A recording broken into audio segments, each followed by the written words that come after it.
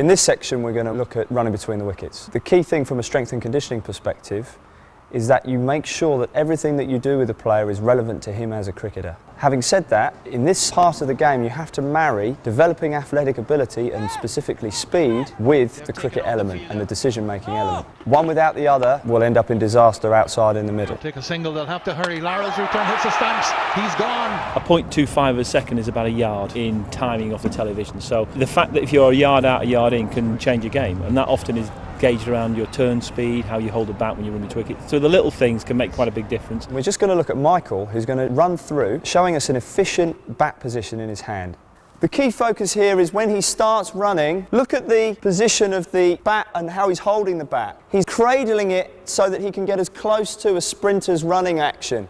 If this hand comes too far down the handle, when he comes to run the bat in, he's going to lose the length of a handle, which obviously could be the difference between being run out or staying in. Now you see that Michael moves naturally very well, he's relaxed. If you look at his legs and his feet as he accelerates away, what you'll notice is that his initial strides are fairly short and choppy. This is very similar to a sprinter exploding out of the blocks. This is where we link the cricketer to the athlete. Look also at the position of his head, which shows that he's trying to stay low, which enables him to accelerate. You will see after about 10-15 metres, his head starts to lift up. That's as he's starting to get up to maximum speed, rather like a sprinter in a 100-metre race will explode out of the blocks and gradually drift up. That's all well and good, but as you can see, it's slightly unlike a cricket situation. He's ready to go, so he's almost like a sprinter. So what I'm going to ask Michael to do now is play an imaginary drive and then try and get his bat into an efficient position and then show us the acceleration again. Well, there's just little facets of the game that everybody can improve. If you're running between the wickets, it's all little areas that we can improve, and we haven't played good one-day cricket, so it's areas that we definitely need to sort ourselves out in and try and get ahead of the game in them. What other things are key components for you to run quickly? Keeping my head as still as I can, staying relaxed, don't tense up. You just move more efficiently when you're relaxed. If your movements come a lot smoother, every fraction second will make a difference. What's a situation where it's very difficult as a batter to try and stay relaxed? Obviously in the height of the game, when you need so many runs off little overs, you've got a lot of other things you're thinking about, but if you can just keep it in the back of your mind for when you're running, it could make the difference between when you're coming back for that second and you just get in, the difference between you being in, out and in. So. Do you find when you work that quick single, do you find that can be quite hard to stay relaxed because obviously there might be a direct hit? What do you try and do to stay relaxed when you work that quick single? Just keep your focus really on where you're going. Make sure you go as straight as you can, don't zigzag down the wicket, keep your head still and weight going in the right direction. Hopefully if you've played a shot you'll anticipate the run there, and so will the other guy, so you'll hopefully get in. If your head's still, you'll be in a balanced position. Much like your batting, the stiller you are, the more balanced you'll be, and when you're balanced you can run quicker and you can hit shots better when you're batting. Same in batting really.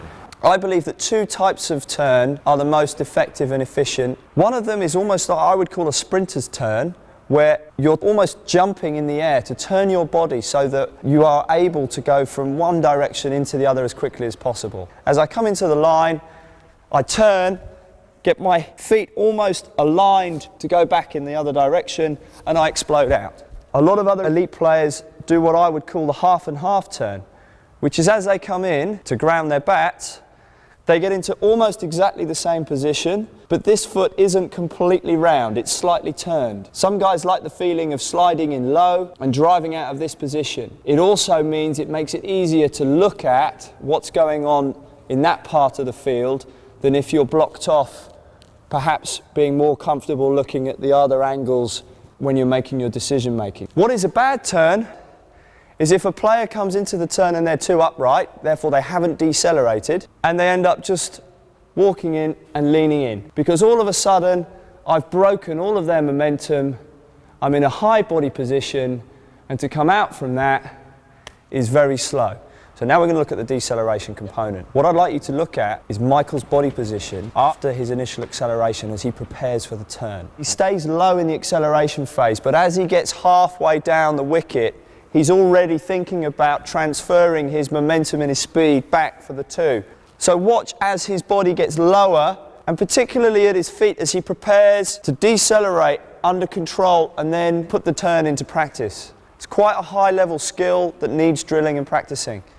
Clearly things change when we work the ball to another part of the field, and you might want to look to turn the other way.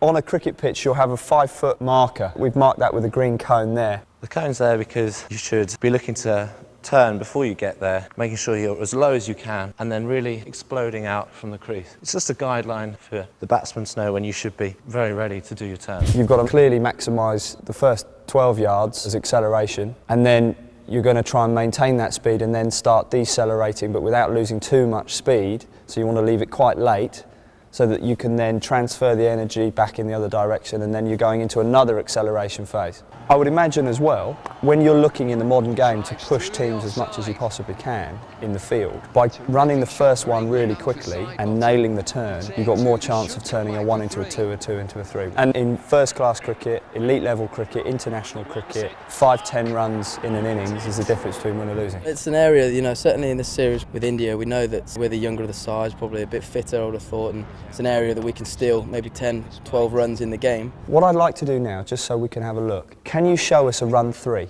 so that we can look at the acceleration phase into a deceleration and a turn, and then the process repeated as we run a 3. Perhaps on the third one you might have taken a moment to look up, pause, because on the 3 it's always, are we going to get there, are we not going to get there? But then obviously when you pause, it's very important that if you've taken a bit of time, you've got to make sure that all your acceleration is fantastic so that you do get in. To be able to get into the acceleration and deceleration and turning positions. For example, I've just seen you on your turn, your other hand touches the floor, which is how low you get. They're very explosive positions. In the winter, what would you do to try and get into shape to be able to execute that in the summer? You'd be doing some overload training with some cables behind you to sort of give you a force to pull against, so when you take that away, you'll be quicker at it. Practicing your turning, great exercise to do. The key is just being getting as low as you can, really. The lower you are, the quicker you're going to turn. If you can put pressure on outfielders in nipping twos, when you've obviously only hit the ball once, your nipping runs easily. It puts massive pressure on the opposition, and I think certainly turning is a key thing, and getting the techniques right and turning, because that is the key phase of running between the wickets. It's how quickly you can get in and out of that crease, and that can save you valuable time. I've marked out some cones. Michael's just going to work at short distances, starting off with the yellow cone, working to the first green cone, just working on a short distance, developing his turning. I would do this kind of work with a 7-8-year-old player. It can be fun, you can make it a competition, you can have lots of cones lined up in a row, but the important thing is if you do make it a competition that you make sure that you want high standards. You want the players to be turning efficiently. What you will notice is that his hand is on the floor, and if you're looking for a comparison with Olympic sprinting, obviously it's effectively a 3-point start, the turn.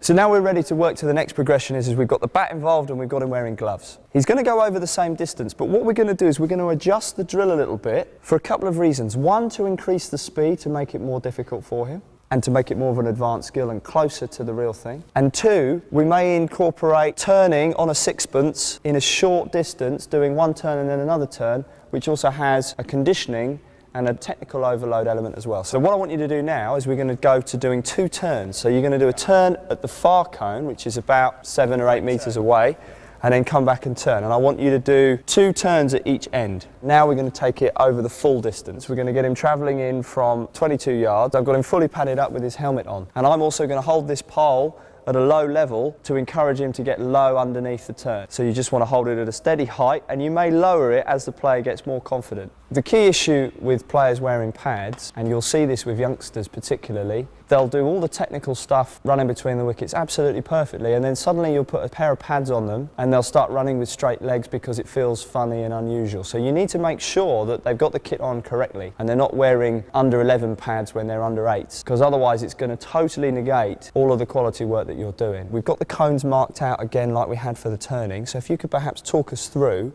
what you would do as a non-striker to be ready to support the guy at the other end running between the wickets as quick as possible. Well, the rules state that you can leave your crease once the bowler has got into his coil position, so when he's bowling. You can look back, and as soon as he gets into that position, you want to be getting as far down the wicket as you can, especially in one-day cricket. Absolutely, and I suppose the only dismissal that you're open to is if the ball gets drilled straight back and he gets a lucky hand on it and it hits the stumps. But you can't completely eliminate that risk. You come out the crease and you want to be ready to sprint as quick as you can. If you're standing up like this and then there's a 1, you have to go down, and then that adds extra time to your time between the wickets. Yeah. So basically just being ready to run or say no as soon as possible. Let's watch Michael running between the wickets from the non-striker's perspective. So you're just going to run a 2 as the non-striker. I believe it's very likely that if you get things absolutely perfect when you're not under pressure and you drill them, and then you take it into drills that are much more live and realistic to the game, you're going to be successful when you go out in the middle. I still find it extraordinary how people don't know how long it takes them to run a 2, for example, or run a 3. If you ask a baseballer how long it takes them to run to first base, you'll know to the nearest decimal point, I guess, and that's something that I think should probably come into cricket. The key thing with all of this is that it's all well and good having theories on what is good technique or what isn't good technique, but it has to be backed up by empirical data and statistics which say if you do it this way, you're going to achieve this level of performance increment. Obviously, individuals are different, and some people are naturally very, very quick between the wickets. Some people are naturally very good at getting technically into a good turning position. In my experience, working with Sussex players, working on turning speed and working on the kind of technical stuff you've seen in the section today can take 2 to 3 tenths of a second off their run 3 time and can take 1 to 2 tenths of a second off their run 1 time. To put that into context, that's 2 to 3 tenths is almost 3/4 of a pitch length. That's a huge distance when you're talking about run-outs and the premium that's put on getting runs under pressure, with fielding sides getting more and more advanced. At Sussex, we pride ourselves on the strides that we're making in one-day cricket. We've put a lot of emphasis on trying to